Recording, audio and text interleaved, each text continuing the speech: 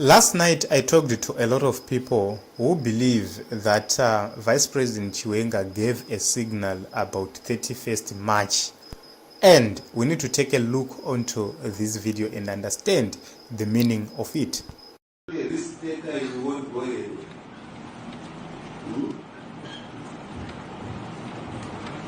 I think we've got plenty of examples. Others discovered the computers and then they calculate said if it doesn't work, what is going to happen, and others saw it and they made computers. Others invented vehicles and they started now making, there were no calculators at that time. I had to say this much, and if we don't get the necessary iron and steel, wow, what is going to happen? And somebody else took that and went and developed. So in life you must be a risk taker. But a calculated one, risk taker. All right.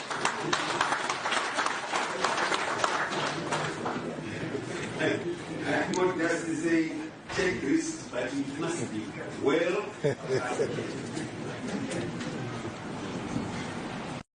So most people believe the message from Vice President Chiwenga is that the young people of Zimbabwe, businesses, politicians, everyone must take risk and make sure that they self-correct whatever which is happening in the nation of Zimbabwe. And remember that everybody is talking about the M31, and we do not know what is going to happen on the M31, but we believe that it's going to be a success. So when you look at the political risk which might likely happen in the nation of Zimbabwe, it affects a lot of people. We can start by taking a look onto what is it. These are actions or decisions which are being taken by individuals, by businesses, by government, employees, which might involve confronting or navigating the issues to do with political instability, uncertainty, political uncertainty, controversial issues, especially in Zimbabwe. We now have seen that journalists are now being involved in some court cases simply because they took risk and broadcasted some people who are believed to be of national security threat. So businesses do have some decisions to make when it comes to the issue of M31.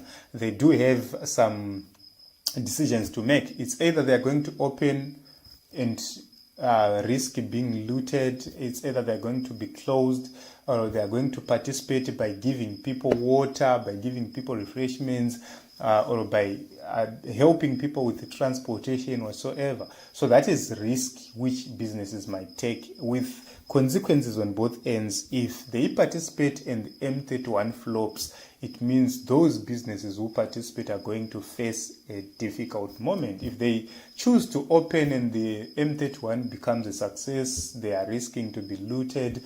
And, it's a lot. Even if they do not support, they can be boycotted in a new government. It's possible.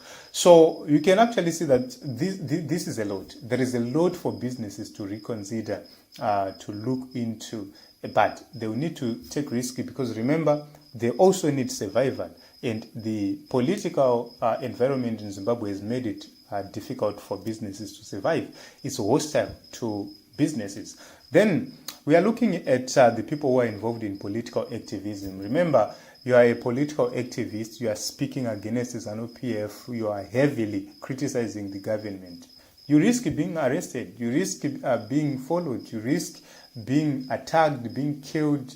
Anything might happen to you. You can be abducted. We've seen it happening to people like Namatai Kwekweza, we've seen Job Sikala, and so many people who have gotten entangled with this regime, and they've suffered in the hands of the regime, which means whatever which is happening is going to affect a lot of political activists. And there are people who have been career activists who work for the government itself, but as political activists. In a new Great Zimbabwe, these are people who have received the cars, who have done a lot, and they come with some sort of activism, kana pane pashata, then they fold their hands. Like right now, these are people who are running a campaign. Why I'm not going to protest on 31 March. These are people who are doing so. So these people, they take risk either to be blacklisted if M31 becomes a success, or to be rewarded if M31 flops. So it's a matter of taking risk. And ikabudura kuside kwako zvinhu zvako zvafamba. Then there is an issue of policy shift.